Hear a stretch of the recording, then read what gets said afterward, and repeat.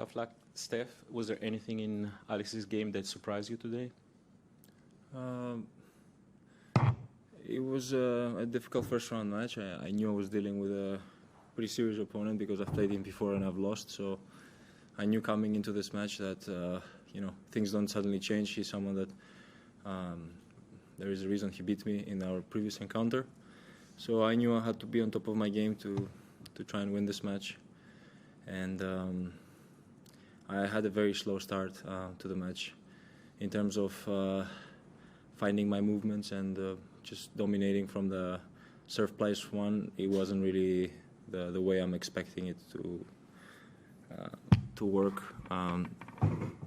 and that led to some frustration and, let's say, insecurity in terms of approaching my game.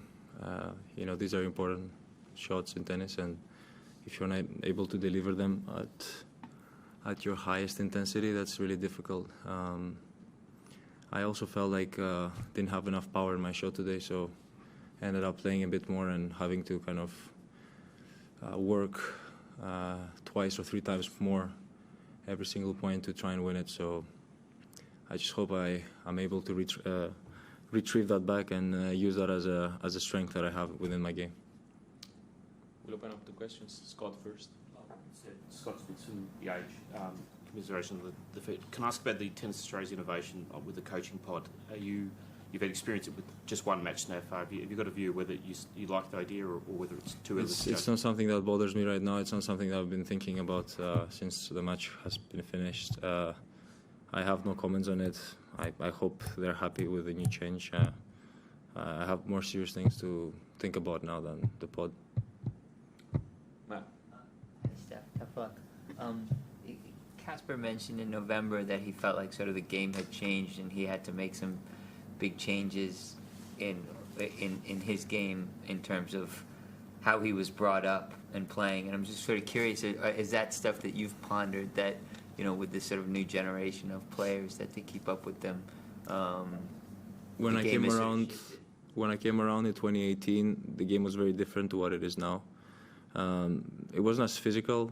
I've had wins over Novak, and I felt like I played well, and I didn't have to kind of exceed the most extreme version of myself in that particular match. And I remember it quite fondly and intensely. And the game has shifted more towards a physical game. So I feel like the margins become smaller, meaning that you're not getting as many free points. I feel like innovation has stepped in and allowed players to serve even bigger than before.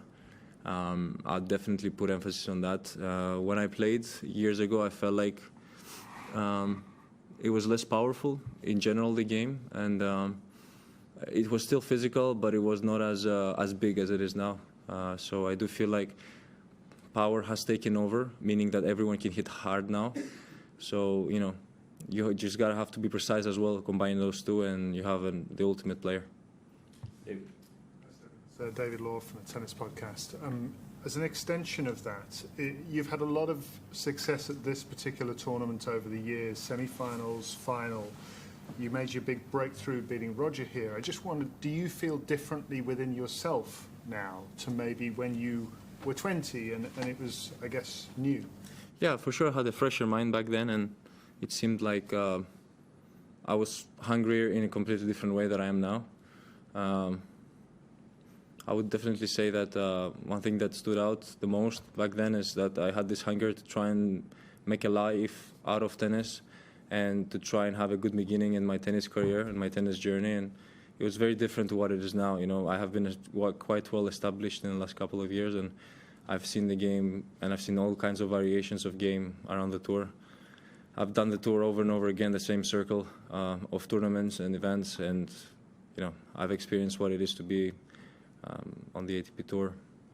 I feel like there was a different energy, a different dynamic back then. I would actually say that I'm a better player now than I was back then. So even though I'm losing now and I'm not at my best, I still feel like I'm much better as a player than back then, where I felt like my shots were not as heavy in terms of topspin. I was playing much more flat and much more through the court. And I feel like such thing now wouldn't work as effectively as it did back then. How do you plan to regroup and regain your confidence after this early exit?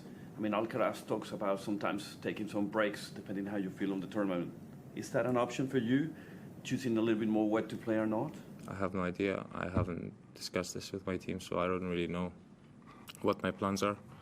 The most frustrating part about losing in the first round of a Grand Slam is that you have way too much time to recover, and I would rather have the other way around where I don't have enough time to recover. Honestly, that's much better in terms of problem solving.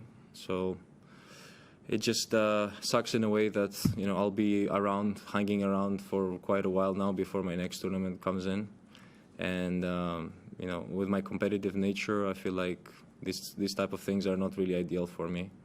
I'll try and play Davis Cup. That's my next tennis event that I have.